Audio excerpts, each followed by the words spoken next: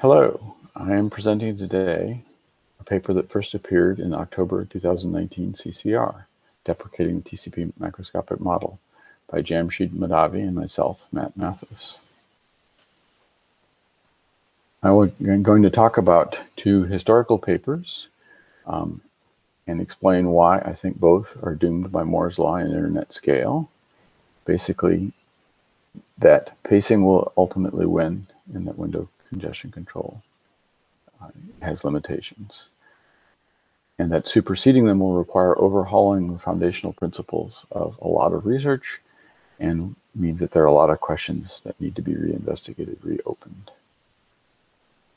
And there's lots of opportunities to discover new things and to port old work. I'm mostly going to focus on the middle part of this because I think it's the most interesting and potentially controversial part of the presentation. So, Van Jacobson's landmark paper, which was presented at SIGCOMM 32 years ago, has been the foundation for most congestion control research in the production internet. I strongly encourage people to reread it from time to time. It lays out 6 key principles. I'm just going to focus on essentially on self-clock, which comes from packet conservation, that the way Seawind regulates the quantity of data in circulating in the network is a situation where data transmissions are a reflection of data that arrived in the previous round trip time.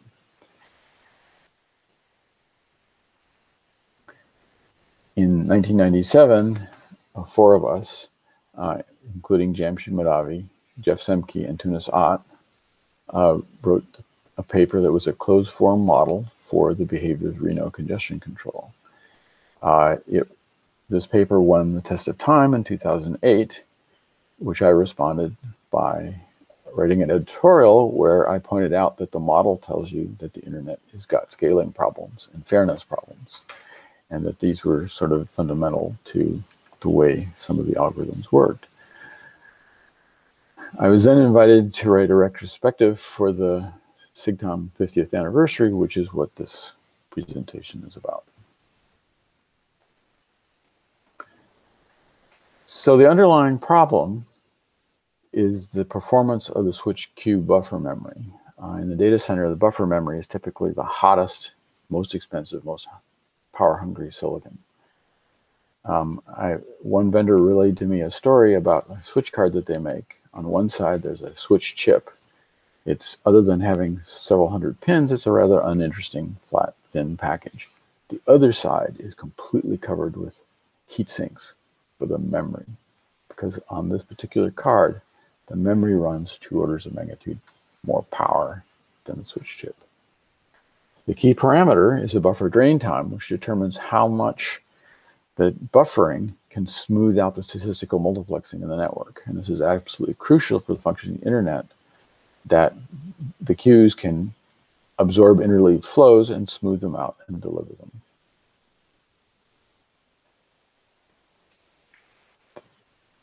Moore's law is often stated that the speed complexity product doubles every 18 months. Where this gets us into trouble is the data link rates in the internet have been doubling every 2 years over the last 40 years about. Doubling every 2 years means that both buffer speed and buffer memory have to double. So the speed complexity product has to quadruple every 2 years. And that is faster than Moore's law. And it's not feasible to do so. And as a consequence, drain times keep falling. Modern high-performance switch chips now have on-the-chip buffers measured in microseconds. And as noted earlier, larger buffers require a huge amount of very expensive hot memory. So why do we need the large buffers? The most important point from Van 88 is actually this packet conservation, and it specifically depends on data queued at the bottleneck to clock the entire system. This works very well if the buffer holds a whole delay bandwidth product worth of data, but it doesn't really work if the buffer size is tiny relative to the bandwidth delay product.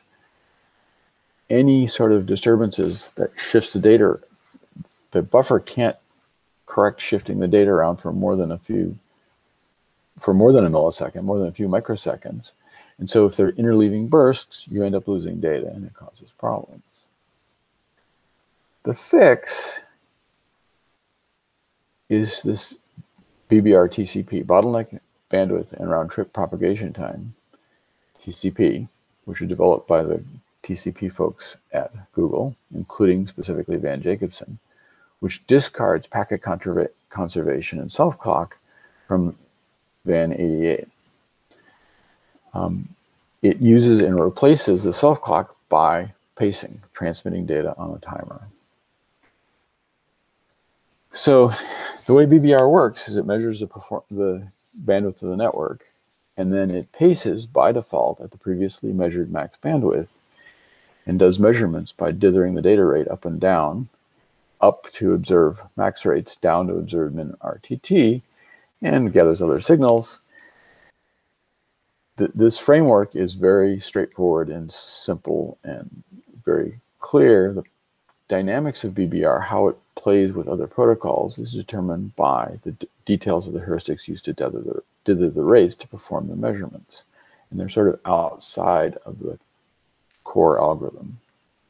So they're easy to adapt and extend.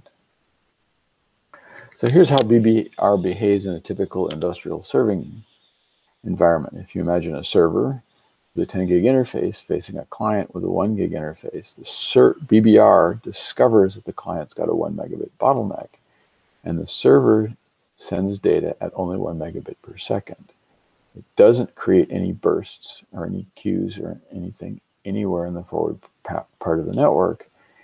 The traffic is actually smoother than Markov at some scales, and which means you can run the network at higher load than you would expect from statistical arriving traffic. In a self-clock world, the server sends 10 gigabit per second bursts all the way across the network, where they arrive at the access router, where they're smoothed by the queues and the buffering and the bottleneck at the access router at the far edge of the network. If the return path is monkeying with the ACK timing, for instance, if it's got a wireless link in it of some sort, this sets up a persistent pattern of bursts on the forward path and bursts of ACKs on the return path. It only takes 11 servers through a single strand of the aggregated link in the middle of the network to start forming a queue. And under pathological conditions where all of the ACKs are synchronized for some reason, this will start losing data at only 2% load. This does not use the memory in the switches efficiently because the bursts are sort of unnecessary, but happen anyhow. So that's the point. It uses a switch buffer memory much more efficiently. BBR uses a switch buffer memory much more efficiently than self-clocked protocols, and that makes a difference to people who have a lot of expensive switches. However, for 32 years, we've been assuming that packet conservation is the right answer. And I know that there are some things that I assume that are part of my intuition about the network, which actually don't apply in a paced world. There are also a huge number of opportunities for things that only sort of work in a paced world that only sort of work in a window-based world to move to a paced world. And so there's a lot of opportunities for us. So, in conclusion, the rate squared effects and the buffer cost causes the buffers to be doomed by Moore's law, forcing small buffers, which doom self-clock protocols. And it's clear to me that some form of pacing is inevitable, that we're going to have to switch to pacing everywhere. BBR seems to be a good start, but there's a lot more work to be done, and lots of past work needs to be revisited. Thank you. Questions? Thank you, Matt. So that's time for the Q&A. I've not seen questions on Slack yet, but that's never a problem because the session chair is there to fill the gaps. So I do have a few questions waiting for others to actually ask some. So what do you think is the future of TCP macroscopic models? It's very vague, high level, but where is it going? I don't think the model applies at all. I think the model has the wrong scaling shape, and uh, it's completely replaced by some other model, which is determined implicitly by the strategies used to schedule the measurement in BBR. And so an appropriate replacement model will be completely different. It does make sense that for some part of its region, it mimics traditional TCPs because that helps the fairness story. But it's not a requirement. That's a decision. That's a design decision. It could be made to be different. People wish it to be different. One of the things I'm afraid of is strict compatibility with legacy TCP means building in some of the scaling problems present in legacy TCP. And so you, in fact, want them to diverge. So is there a right way of doing things given the diversity of past versions that don't have to behave and then you would have to adapt and not being really good at what you want to do? So there's actually a fair amount of discussion in the paper about what I refer to as tussles, because very often what's optimal in one environment is anti-optimal in another environment. And you implicitly make decisions about things. The easiest example that I can give is the maximum amount that you're allowed for the probing to cause data, XX queuing that you allow the probing to cause determines a minimum floor on the jitter for everybody else. And it also is that threshold has to be high enough to trigger any sort of link layers that have modiness in them. So if a link layer needs you to lean on it in order to switch to high-speed mode, if that link layer needs a 10 millisecond queue, then I need to impose a 10 millisecond jitter on everybody else all the time. So there's a bunch of cases like that where they're trade-offs. Somebody's been asking, are those ideas applicable to variants such as DC-TCP? Clearly, some of the BBR operating envelope has to include all of TCP's behavior.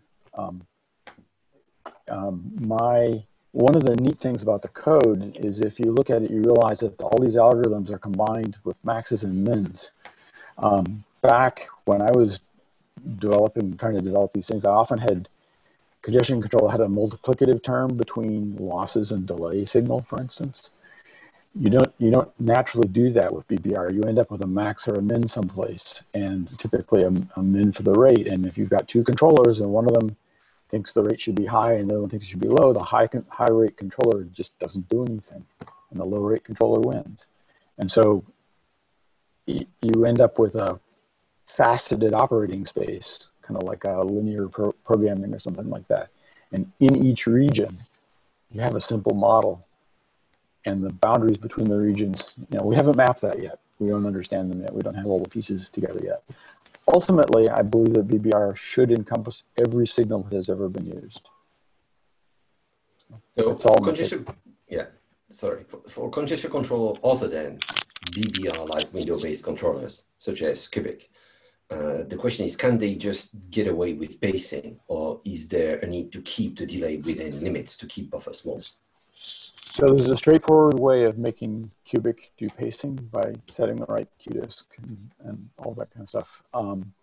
And it does better than straight Cubic, I believe. It hasn't been really explored very much as kind of a Franken protocol.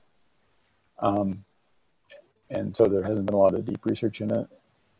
It does do better, but ultimately the problem is if I've got a 100 millisecond path and 1 second worth of queuing, the dynamic range of the window control is only 1%. And that's just a hard window to hit, especially if I've got 2% cross traffic. I mean, and so by controlling it in terms of rate, I've got the system becomes a rate-based system. It's no longer a window-based system.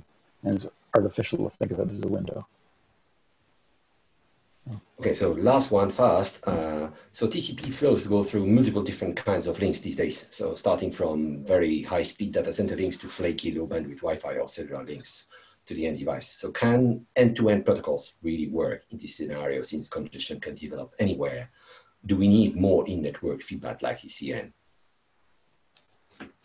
Well, certainly ECN helps, and ECN can be added into BBR. There's a prototype version of ECN in there. The BBR team is waiting for the IETF community to come to consensus on how to use ECN, and they're prepared to do. They're intending to do whatever it is that the IETF decides on. But yeah, you need to get all these different signals, and in some areas, like the edge of the network, delay gradient works really well. A bunch of other things work really well, but that doesn't work in the core. We know delay gradient can't possibly work in the core. So it's got to take all these signals. And if you flip-flop between two bottlenecks, both controllers are generating a min rate, and you pick whichever is the smaller of the two.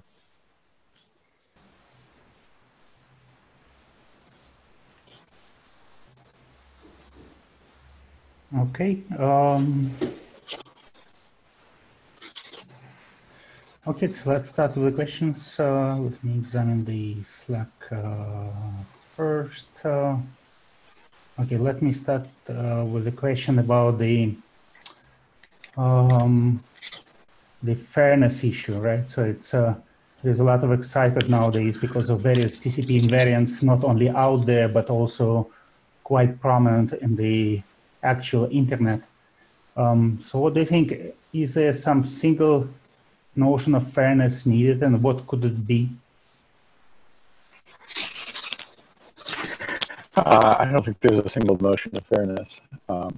Actually, the previous editorial about this paper, I specifically argued that we needed more diversity in congestion control, that the network needed to take a larger responsibility for whatever passes as fairness. And in some sense, in that paper, they argued that fairness is really a business conversation between the ISP and the customer. It's not a protocol thing per se. But that's neither here nor there. You do want the default behavior to avoid things like starvation. You want people to have plausible performance. People don't like surprises by having very poor performance for no particular reason. The thing that BBR does is the framework doesn't build in any particular fairness. The fairness is determined by having the heuristics to do the measurement mimic other congestion controls. And because the heuristics are sort of tweaks on the core, they're actually easy to adapt. And so, for instance, BBR B2, which is not fielded yet but is available as a patch, as a kernel patch, is cubic fair over a reasonable range of scales. And yeah, so just a little bit to elaborate on this. Well, there is contention for resources, right? So, of course, you think about congestion collapse, probably something which is unlikely to happen, but nowadays, because congestion controllers are at least aware that they shouldn't hurt themselves. But there is another question about hurting others, right? And that's basically how can be achieved, and whether you see any role for the network to do it, because at least as of now, end-to-end congestion controls kind of exercise self-restraint if they hurt others, but not that much. But they see network stepping in, and the operators have to enforce fairness between the flows. So the hypothetical arms race in congestion control hasn't materialized, and there are a couple of reasons for it. One is there are a couple protocols, namely DNS and the SYN exchange, that are extremely fragile to packet loss. They're very, very expensive. And you don't want to routinely deal with networks that's got 2-digit packet loss, that's 10% loss.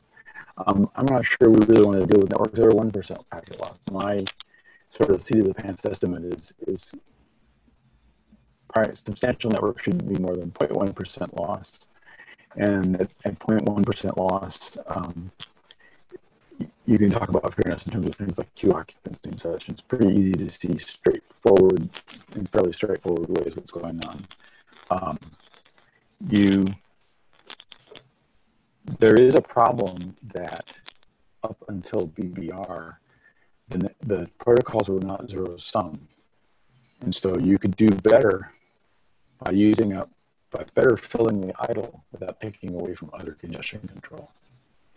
And BBR is coming up on being zero sum. And that means that any change you make between BBR, I've been fighting about this problem, any change between BBR v2 and v3 is likely to cause winners and losers because the network runs so efficiently. And that would be a wonderful place to be, but we do need to think about some of the implications of that. Okay. Yes, you wanted to add something now?